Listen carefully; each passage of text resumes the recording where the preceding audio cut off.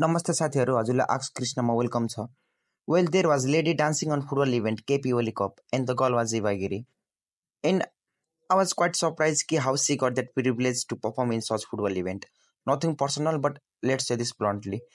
She was dancing, न त उहाँ कोही प्रोफेसनल डान्सर हो न त कोही एक्ट्रेस, एन्ड इन्टरटेनमेन्टको लागि she does not fit in.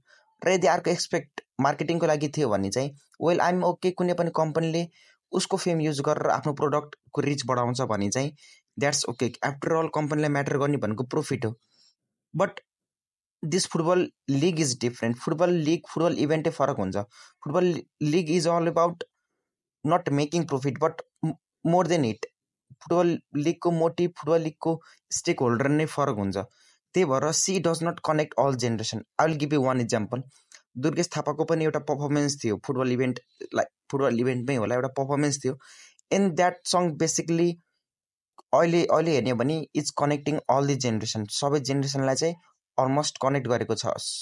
And she despite being influencer, she does not bring anything on the table. She is mid, she is average. यसले this does not give good incentive, good message for other people.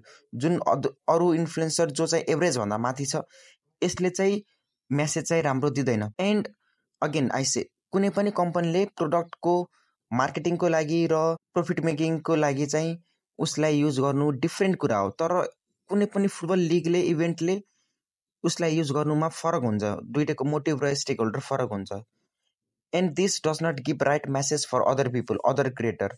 So she being famous for nothing, having nothing extraordinary, not inspiring, not relatable, not connecting all generation, but getting such platform does not send right message for other people, other creator who are more than average. Well, side makes sense किनकि average people, average approach, average selection, average performance on average result.